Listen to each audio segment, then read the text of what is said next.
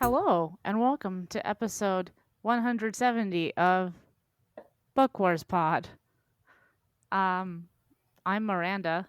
I'm here with everybody, almost, not everybody, but it's Ash, Kate, and Chris, and we're fucking doing The Rising Storm by Kevin Scott. It's a High Republic book, chapters 29 to 49, and everyone, this Got is all the info. I did it. I did it. I love that you were like, fuck introductions. These people are here. I love Listen, that for you. It's always a crapshoot when y'all make me bring us in. You got it. You did it. You I was nailed gonna it. say on the scale of, what's happened in the past, that was pretty good. This is not my worst one. I'm pretty proud of us. Yeah, that's good. I already said the fucking book we're reading, and now we can move into everyone's favorite. What is everybody drinking? Did we say what chapters we read? She did say what I chapters did you read. actually say that if you were paying Oh. attention. I know Yeah, you don't listen when Chris. women are speaking, but Yeah. Chris? God damn it. All right, I already started yelling at Chris. I'll tell you what I'm drinking. I'm at the point where I'm too lazy to like go outside and buy more alcohol, so I'm just drinking the dregs of whatever random fucking shit people left in our house during our housewarming a few weeks It's ago. also so damn mood. Oh my god, yeah, the heat wave in the Southwest is hitting us pretty hard. I know Ash is laughing because he's in Texas, so he's probably having it even worse than we are. But like, It's like 80% humidity and like 105 degrees outside. Oh no! I walked no. outside for 30 fucking minutes earlier today, and there was sweat dripping into my eyes. Oh my! What's Listen. the dew point? Stop it! hot. You're a dew point. Your face is a dew point. Jesus fuck. I'm drinking. What is this? Hibiscus Session apple cider, whatever the fuck that means, from Stem Ciders. I don't know really what this is because somebody just was on a cider kick and left mad cider in my fridge. Hibiscus tea, fresh pressed apple juice. Okay, sure.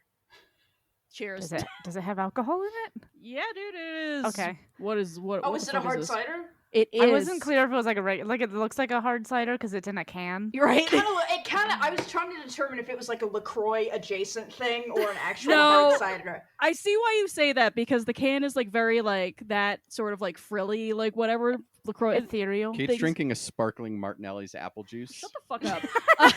This is 4.3%. So Listen, adult alcohol is my favorite alcoholic or adult apple juice is my favorite alcoholic beverage. So. it's a good one, man. It's This is good. pretty good. This is pretty good. I'm also drinking cider. It is. There's a lot of cider in that fridge then, huh? There's There's a so much lot. cider. Yes, because it didn't get drunk the day of the housewarming. That's It even is, older than the housewarming. Those- Agave peach wild cider. Huh? These I are was- fucking wild cider. Yeah, flavors. no. So people been on a cider kick. I was gonna say those they were in our fridge even before the housewarming because I had some friends visiting and they just went hog wild at the alcohol warehouse in Boulder. So Is that I mean, when it's this is from? yeah, It's a great store. it is. Hazels, we love you. Yeah, Burb's been there. It's true. I've been there. It was great. Ash, got anything? I'm drinking water. Listen, it's So hot. healthy. Listen, it's hot as fuck there. Hydration is important. fucking hydrate. Keep yourself alive. Mhm. Don't go outside again. The idea of being drunk or tipsy or buzzed while it's this hot did not sound very appealing to me. That's fair. That's so real. Okay. I also did not want to leave my house to get beer. It's also hot here, not nearly as hot as those other places. But like I left the house already today and it's just across the street, but I really wanted to stay on the couch. So I am drinking alcohol I already had in my apartment. It is our favorite Burnside. What is this shit called? Good. It's Burnside. They make whiskeys in Portland. Oh, okay. I'm having bourbon. Chris is horrified. Listen, I'm happy for you. You're making less bourbon in the world for Chris. So. Exactly. I'm Everybody knows I have to drink what's left when everybody else doesn't drink it. So Oh my god, you would die. yeah, because I'm there's too much bourbon. saving the world and the children by drinking all the bourbon. One bourbon at a time. Speaking of children, we have a cause for this book as sure do. usual. It's the same as the last 2 episodes, because it's the same book. That's how it works. Big if true. Thanks, Miranda. Hot damn. I'm here for that fucking hard hitting journalism. Just facts. Yep. Go on. Okay, so our cause for this book is the Prism Foundation. Prism, once again, not prison. We do not support prisons. We do not support the prison industrial complex. Indeed. Prism, like we do light. support the Prism industrial complex. Yeah, true. we like it's like light and like the fun colors and that like one Pink Floyd album cover. Yeah, it's like those crystals that you buy in those stores in Boulder. I hate Yeah, both of we're you. pro that one Pink Floyd. And so the Prism with heavy emphasis on the M at the end is Indeed. dedicated to exploring critical issues that affect the Asian and Pacific Islander LGBTQ. I got excited. I really was gonna Homophobic. go make it through. I know I'm a fucking homophobe. Everyone's very Yeah, aware Can't of even this. utter the acronym LGBT. Once I get past the L, I kind of lose interest. So it's dedicated to exploring critical issues that affect the Asian and Pacific Islander LGBTQIA plus community and supporting innovative programs and individuals seeking solutions to those kind of issues. They also provide academic scholarships to non-traditional API LGBTQIA plus students and core funding to under-resourced and underrepresented. Nope. Underrepresented. You're so close. You got this. Oh man. Underrepresented local community organizations and projects. If you have the means, if you have a few extra spare dollars, obviously do not give them to us. You already know why. Don't give them to prison, the bad kind. Give them to I don't the think prison. we really have a choice on that one. No, it's called Taxes take care of taxes. that one. Ah, god damn it. Give them to Tax the good evasion's always a folks. choice. Give them to the good folks at the Prism Foundation who are actually doing some good out there and Flawless, pronouncing Miranda. things correctly, I assume. Mm. All you had to do, again, this is a book podcast. All you had to do is read off the outline, Nope. and here we are. I'm not good at reading out loud. It's okay because none of us are good at reading. Period. So, okay, that's a lie. You read real fast, actually. But I was gonna say I'm fine. I'm fine at reading. No. fuck you, We had a Chris. whole episode about how you're bad at reading. Okay, It says on page 200. 200 whatever that you're dumb.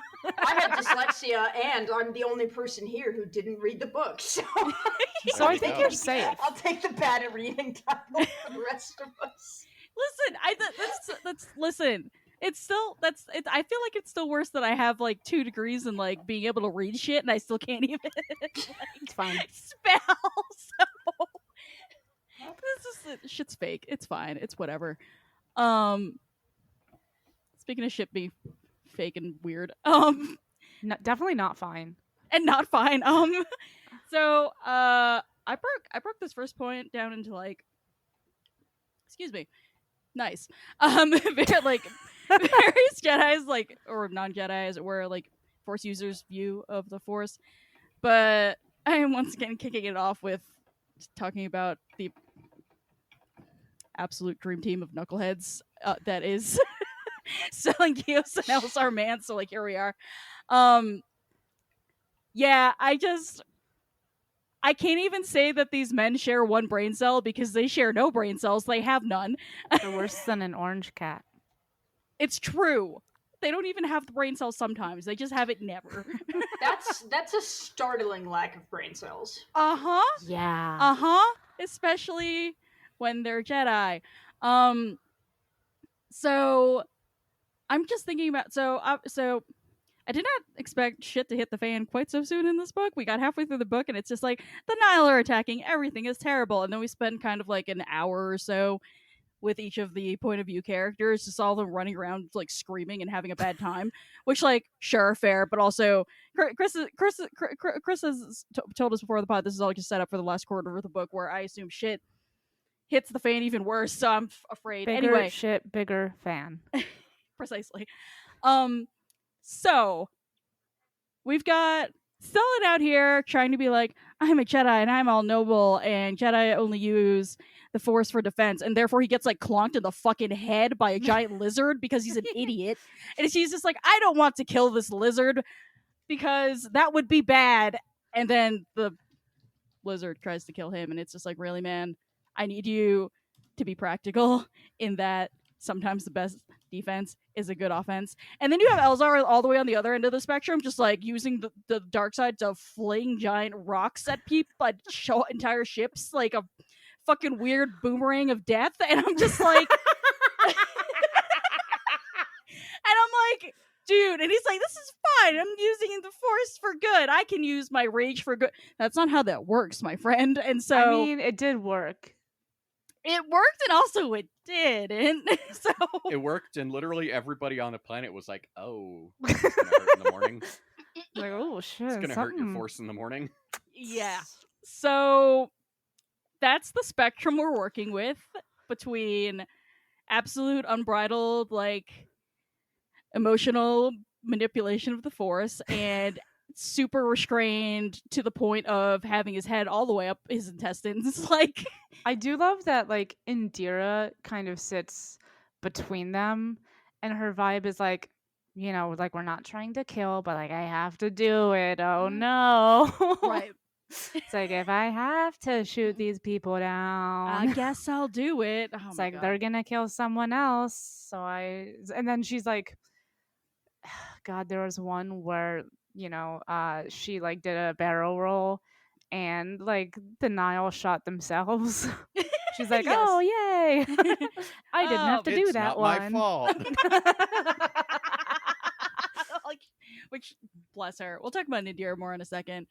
The other thing I just want to say is I just desperately need Elzar to stop being so horny. I felt so bad for Ty when they're like they did their little Jedi mind meld, and she was like, I did not need to see that memory She's of like, just dude, straight up your bare butt from back in the day. Like, thank you, goodbye. Like, I was just like, you know, I don't want to see that either. And now, despite the fact that I have no visuals, it is in my head, and I'm upset. I thought that was like she saw what had literally happened the night before.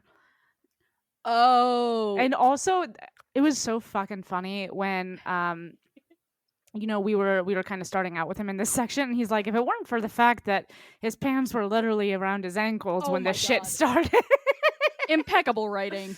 It's like, Just imagine being a Jedi and you're minding your own business and you make a telepathic connection with another Jedi and all their thoughts are just horny, horny, horny, horny, horny. over and over and over again. And you're just like, how the fuck are you thinking about your master's thighs? Weird. Just stop.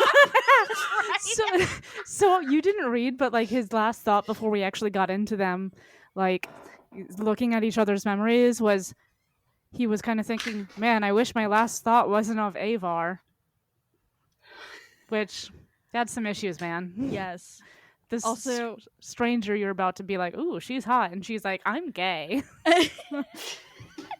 I'm in love with the lesbian. I was Love really you. hoping you were going to sing it. Yes. Of same. course. Of course. Also, if you hear furious squeaking in the background, it's because Chris and I are babysitting dog of the pod, Argos. And he has He's a big discovered boy. all of Orca's squeaky toys. Well, Orca keeps looking at him in absolute awe because Orca can't squeak them. Exactly. So if you don't know, Argos is 50 pounds probably, and Orca is 10 pounds. So he's like, you know, literally like Argos is 5 orcas. So Orca is tiny and has no jaw force and can't squeak anything. So Argos is there going like fucking hog wild, just like squeaking these toys. And Orca's looking at him like, how did you do that? Like, It's the force. It's incredible. It's the jaw force. I was going to do that, and then I decided it was too bad even for me. So It is go. not too bad Damn. for me. Chris, do you have thoughts on these troubling developments of I mean, Elzar just being the most disgusting human? listen, at least Elzar did the bad thing, and then he was like, "Oh, that was probably a bad idea." Like, at least he like has the self-awareness, and like, like I talked last episode about how like he was failed by his entire support system. At least he has enough of a support system to be like, I'm going to go to Stellan and Avar and ask for help. See, as my dog screams at Rana's dog. Orca's trying to start shit he can't finish. It's fine. Just like Elzar.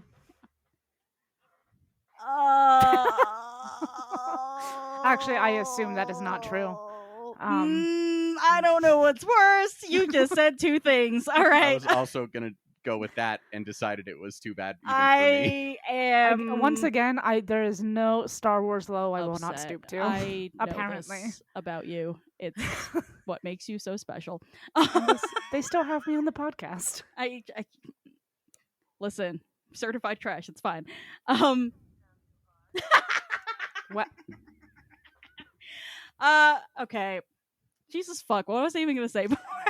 Something we were talking about. At least Elzar has a support system that he can. Oh like, no! apologize See, to. he's like, I'm gonna go to them and it's gonna be fine, and they're gonna help me out, and I'm just like, dude, they're gonna yell at you so hard, they're gonna like unfriend you IRL, like it's fucking like, yell at you. you're in so much trouble. Everyone else is kind of like horrified when they feel that in the Force, and they're like, "Oh."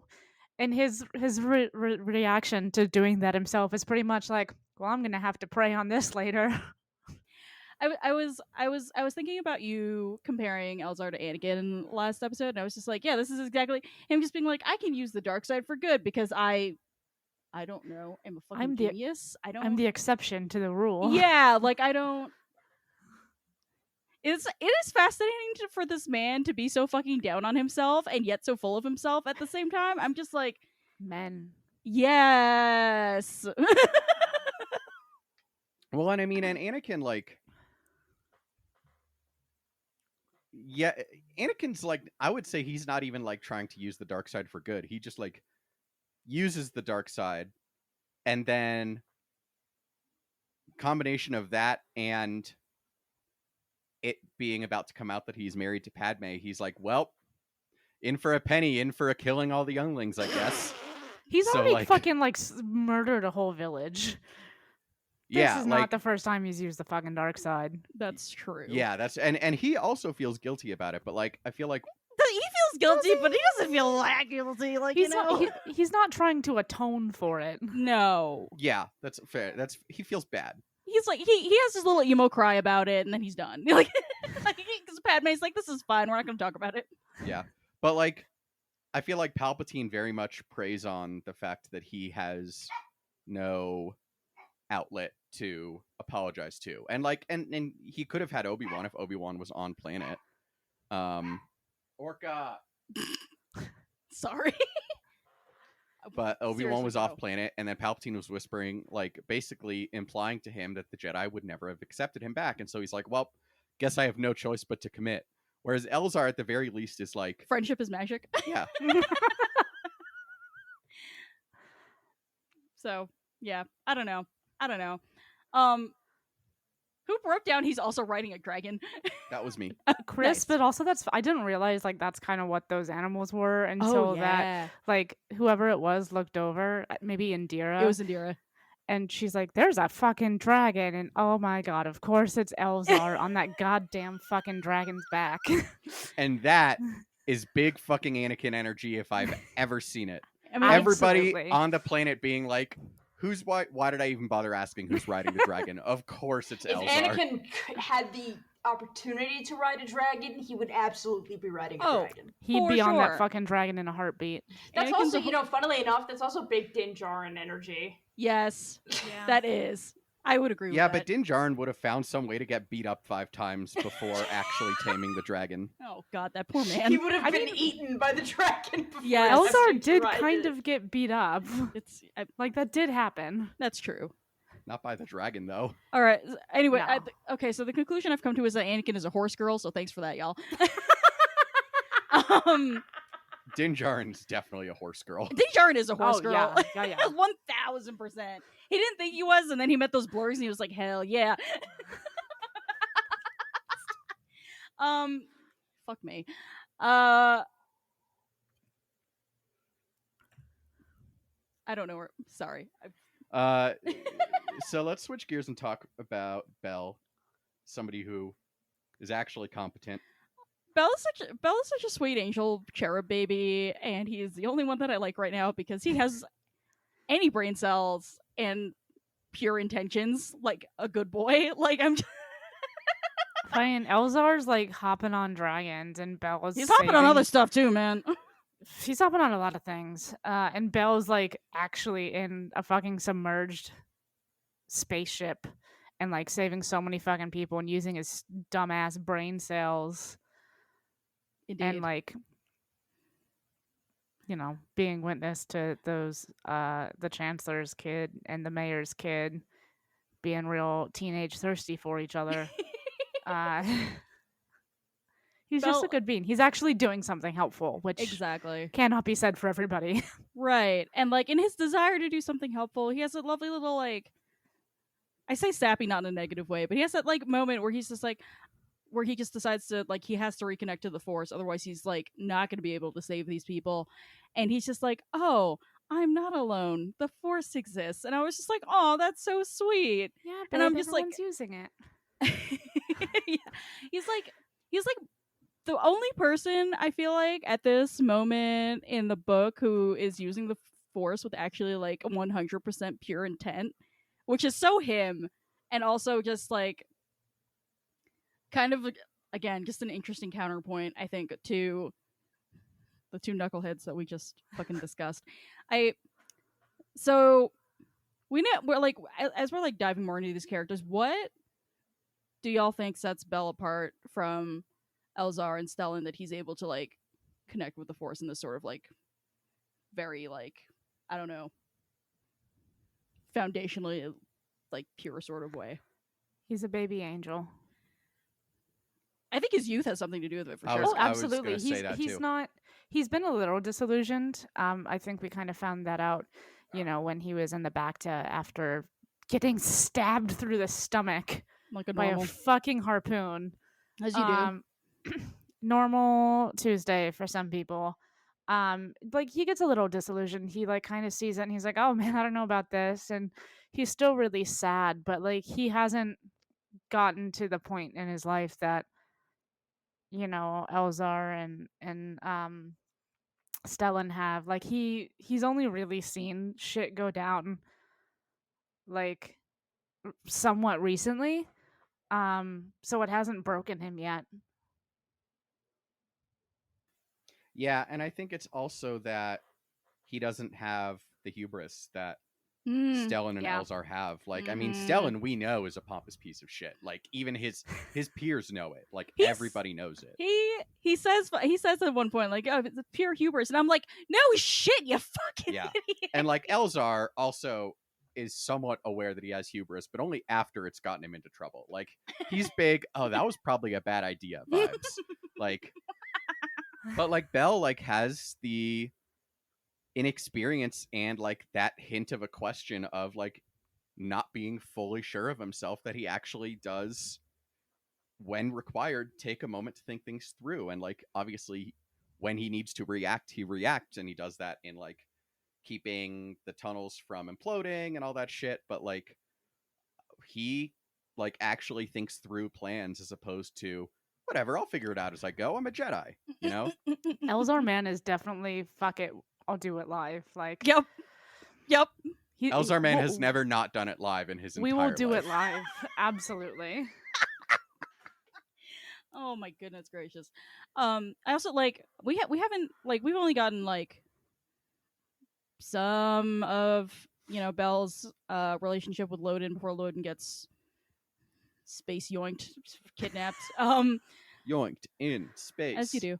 But I just like, I feel like Indira's been also like a really good influence on Belle, just being kind of, I feel like, you know, if anybody was going to take over his apprenticeship, like she was a really good person to do it, because she's also very on the level. And while like obviously we're making jokes about her just being like oh, the pirates died. Oh no, like She like she she's recognizes, like, I mean, we see her thinking about how that fits in with the Force.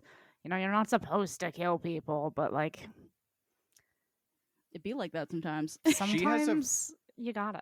Yeah, she has a very she's very practical. she's very practical, and she's Yes. also very accepting of what the Force is trying to tell her. Like, she's very much like, I am here in this moment because the Force placed me here. I have the opportunity to save these people because the Force placed me here.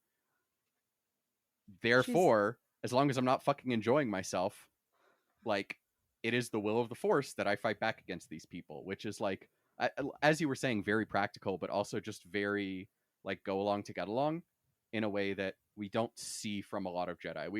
Ironically, we see hints of it from Yoda throughout his life, like in his willingness to get involved in shit, and like his willingness to just like accept bad shit that happens with, well, it's happened, what are we going to do about it?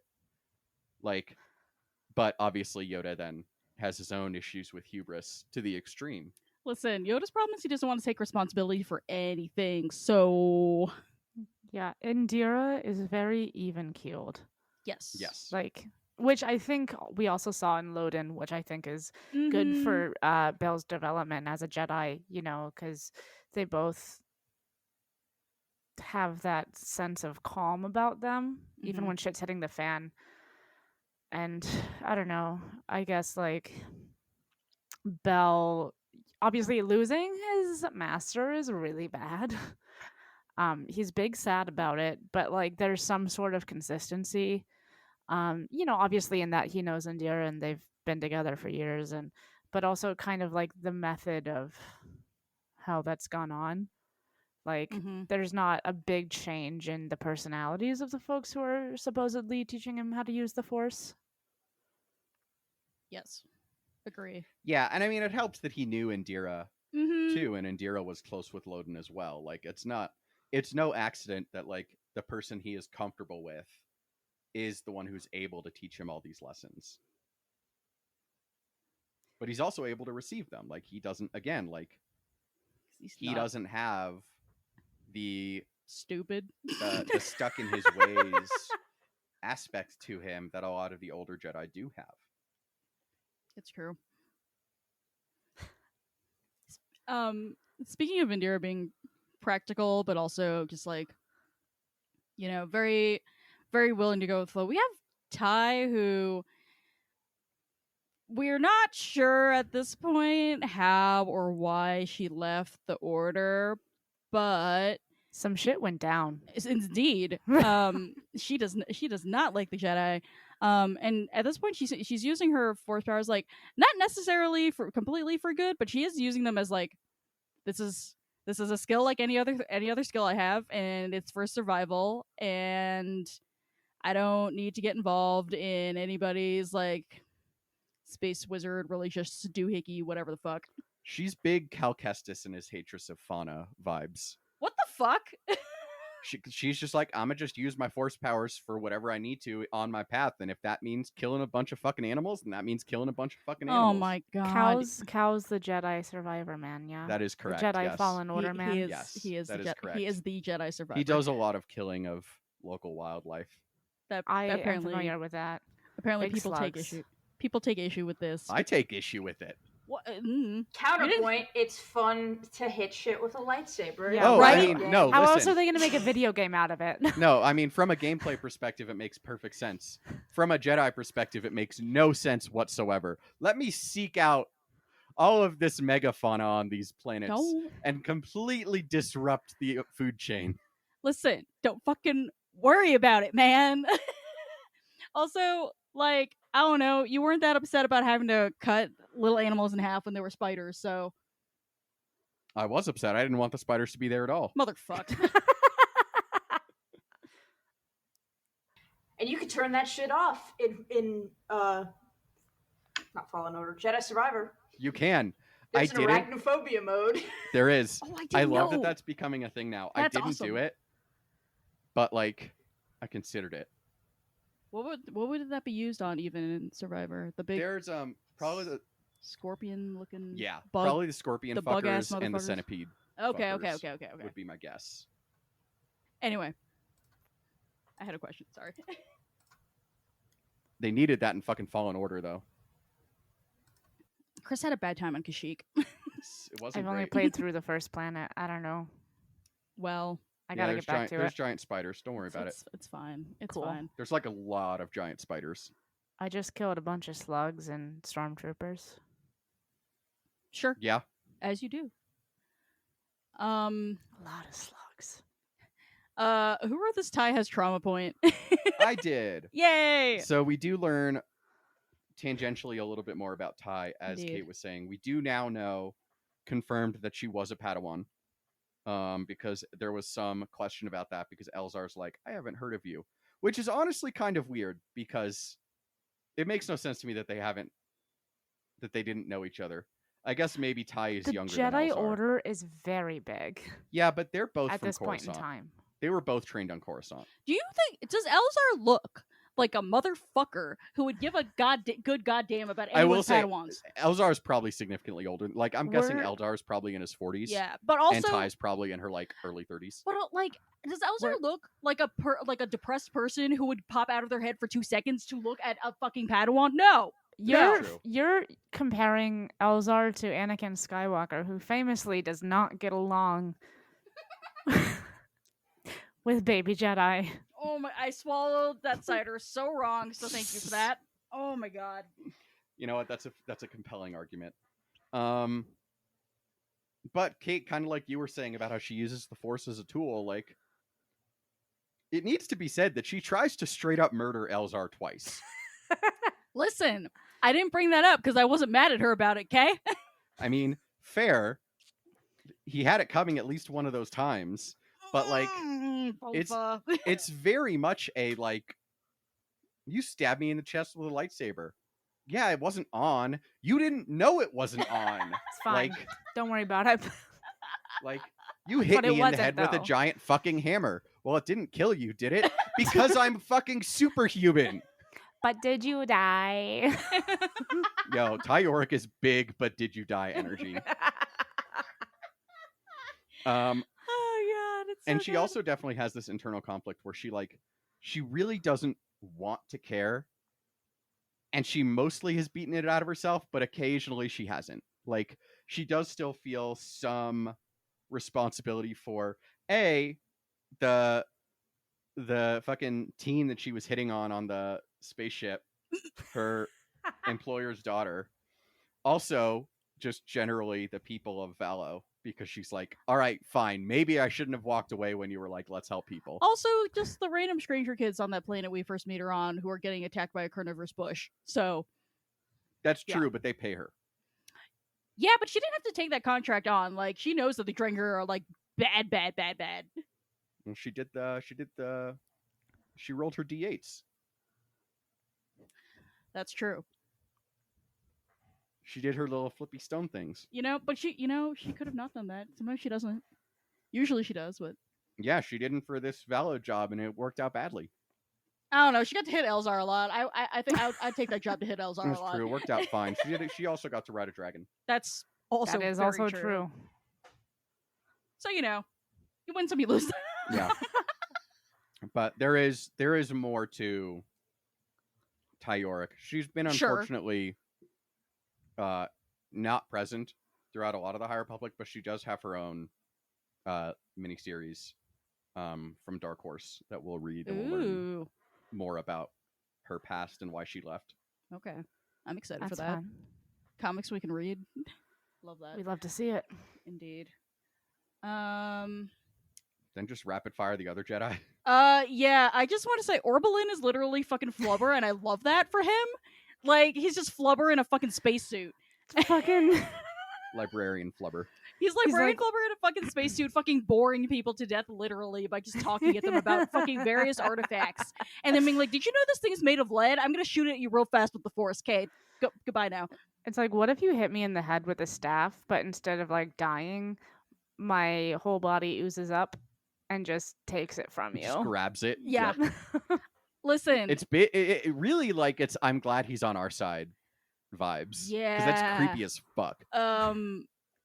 Yes, very unsettling. Listen, Lorna D as a Tempest Runner is extremely intimidating, and I wasn't sure anyone was going to be able to kill her, but the fact that she got killed by literal fucking flubber is like kind of perfect for me. Like, Ain't seen no body, ain't seen it somebody die. Yeah.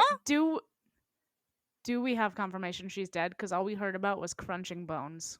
We do not have confirmation she's dead. well, she's doing it. She's It's gonna come back. I mean, this is barely a spoiler because I think she comes back like literally within the next 3 chapters, but she's not dead. okay. She's Well, not either dead. way, They're not gonna kill her off screen. Crunching bones? yes. Yeah. He I don't know flew. what- He, That He was my takeaway. But flubber threw her, and she had a big ow. She kept going up. She went through the roof, and then and she fell onto and the then gravity concrete, happened. Yes. onto the space concrete. Mhm. All That- the dogs are out of control today. And that's not what. Book Oh my Dogs God. Pod. guys, Just dog pod. shut the fuck up! Oh my god. My dog hasn't barked. Your Fucking imagi We dog. don't have a dog. Your imaginary dog. I have a very chatty cat, though. It's true. He's cute. Every though. time I look over, Argos has scooted like a couple inches closer to us. He's so cute. Oh my god. He is slender dog. He's such a baby. Also, what I also just need to just have a moment for Porter Engle being the most metal ass motherfucker I've ever encountered. Stellan's like, oh, Jedi, y'all can hear me now? Who's like, roll call? And he's just like, fucking buckets of blood. Yo, just so we're clear, Buckets of Blood and Porter Engle are two different different people. Jedi. Oh, what? Oh my We met Buckets of Blood in the comics, Burb. Buckets of Blood is a Chagrin like Masameta, and Porter Engle is a sentient beard. I thought It's not Porter wrong. was buckets of blood. No. They're two different Wait, people. Uh-huh. Oh, he had another nickname though, right? Porter Engle is the Blade of Bardota. Oh, that's less fun. Yeah. It's Oh, like shit. metal, Ignore but what- it's not fun. Ignore what I said then. Buckets of Blood is Master Buck, hence the buckets. Listen, which like Oh, I Don't I get thought me they wrong. were calling him Buck as like a shortening of his real name, Buckets of Blood.